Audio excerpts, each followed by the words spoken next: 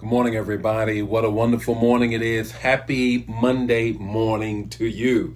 Happy Monday morning to you. It's time for Morning Manna. I'm a little bit late this morning. You know, you always got to overcome those technical problems, man. If you don't overcome them, they will have your lunch. So thankful and grateful to be with you on this morning. So thankful and grateful to be with you on this morning. Good morning, Deidre. How are you doing this morning? Hey, where did you guys go to church on Sunday? What was the word on Sunday? If you attended New Life at 9:30, YouTube or Facebook Live, God really bless. I mean, the Lord bless. We dealt with this whole thing about how do you forgive and forget? How do you forgive and forget? And God bless. The worship was powerful. Our worship pastor took us down memory lane in worship. Good morning, Arlene. How are you doing this morning? Good morning, Deidre. How are you? Good morning, Elder Pressy. How are you, Dr. Pressy? Good morning. Good morning, Lena. How are you guys doing on this morning, home girl? Good morning, Joy. As I was saying, the word, God really bless. Good morning, JDS Cohard, Co-Pastor Daniels. How are you, Tracy? God bless you. How you doing with that whole lifestyle change there? And God bless the word. And he blessed the worship. As I said, our worship pastor took us down. He actually had a whole nother song list that he was going to do. But when he stood up, the power of God moved and he went down just some old worship songs that just took us in. And then God spoke. So I was just talking about my worship service. What was it like at New Life? How was it where you went to church? Where did you go to church? Or who did you watch? What was the word that you received as we just get ready for our morning manna? Got a word for you on this morning. I'm going to be talking about how do I prosper? Bishop, can you help me understand? How do I prosper in this pandemic? How do I get by? You know what? I may have lost my job. My spouse lost their job. Somebody is not doing well. I've had to loan folk money. How do I make it in this moment? Well, that's what we're going to deal with this morning in this morning's manna. Now, I'm going to give you the text to talk, the takeaway, and you already know what you got to do. This is how we flow. If it's your first, second, or third time joining us with Morning Manna, we always share the manna. That's number one. We give the hearts and the light. That's number two. And we always got to put the revelation that we get in the comments and the chats so that other people can get it as we share it throughout the day. It's a text to talk, the takeaway. How do I prosper in this pandemic? Here's the text. Matthew 17:24. Matthew 17:24. Doesn't your disciples pay temple tax? Here is the question that Jesus received as he comes into Capernaum to do ministry. Someone approaches him, and Peter then wants to know the answer to this question. They get to this house in verse 27, and Jesus breaks it down to them. Now, in this moment that we find ourselves in, here is the time that we really need to understand what does it mean for me to make it in this moment when I'm taxed in such a bad way, if you will, such a difficult time. I'm taxed on every turn, Bishop, and I'm not sure I can even continue to move forward. Let's take the words of Jesus so that you can learn how do you prosper in this moment. The first thing that you need to do is what Jesus told Peter.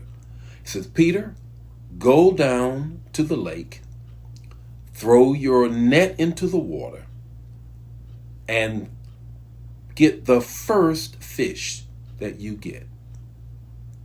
Now, I want you to see something here. What he tells Peter to do is what Peter is familiar with doing. Fishing. Go fish. Go fish. I ain't talking about the child's story or the child's game. He says, go do what you've always done. If you're struggling with meeting this bill, with meeting this obligation, go believe that I'm going to bless you with what you've always done. I don't have that anymore. I lost my job, Bishop. Trust me, God's got another one for you. And if you're doing one right now, watch God prosper you in the midst of that. He says to Peter, Peter, go do what you've always done. Go where you've always believed me. Go and know that I'm going to do something in your life in that moment. Peter went down there, and notice the second thing that he says to Peter, I need you to get the first fish. I need you to get the first fish. Now, there is clearly an assumption or an implication in what Jesus is saying, that he's going to get more than one fish. He said, because get the first. You don't say get the first if that's the only one. You say get that fish or get the fish. You don't say get the first. So in other words, he's going to get more than one. And what he says to him, the first one you get, look in his mouth and get the coins out of his mouth. Get what you need out of his mouth to take care of this temple tax. Now, I need you to understand something. Let me pause and explain the context of the text. The temple tax was a tax in which you had to give to the temple for the support of the temple. Now, they would have more than one type of coin because they did not believe in using the Roman coins in the temple because they believed that the temple was sacred and the Roman coins were secular or not sacred. So they had to have a exchange. That's where Jesus throws over the tables and all of that, because they were using usury or an excess of exchange rate against the poor. Now that's a whole nother story. But the point is that they had to have a tax to support the temple. And so Jesus says, Peter, look, I need you to go get that.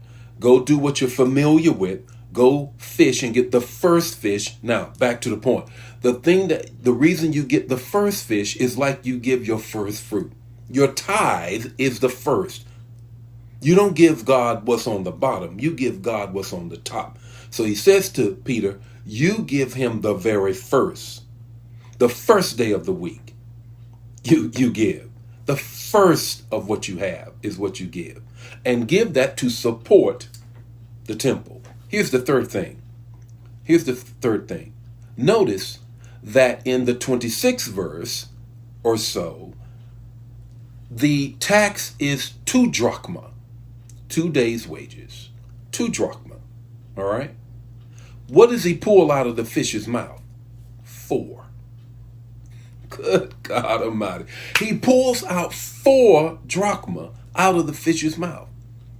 So that tells me he's going to have more than enough. Because, you got to understand, he says, when you support the house of God, you don't have to worry because God is going to support your house. He's going to give you more than enough. You take care of the temple. And notice that he says there's going to be more than one fish that comes up. The first fish that comes up is going to have more than enough to take care of the 2 drachma because he has 4 drachma in his mouth. So now, Bishop, how am I going to make it? How am I going to prosper in this pandemic? Here we go. No matter what you're dealing with right now, no matter whose church you go to right now, this is not the time to pull back. This is the time to support. Let me share this story with you, and then I'll close with our takeaway. I was in the barbershop getting my hair cut on Friday. And when I was getting my hair cut and finished, another person came in, guy that I know, fraternity brother, in fact. He says, Bishop, how you guys doing? How you making it in the house of God right now? I'm giving extra in my church because we're not meeting, we're not coming in the church, and I'm giving extra. And I said to him, you know what? I'm believing God with you. In this moment, how do you prosper in this pandemic? Is not draw back from doing what you need to do concerning the house of God that feeds you. It is that you give knowing that there's going to be more than enough to give extra. What's your takeaway this morning? Guarantee your prosperity in this pandemic by taking care of God's house, because he's going to take care of your house with more than enough. The Lord be with you today. May his face shine upon you and give you peace. God bless you. I'll see you tomorrow morning with more Morning Manna. Bye now.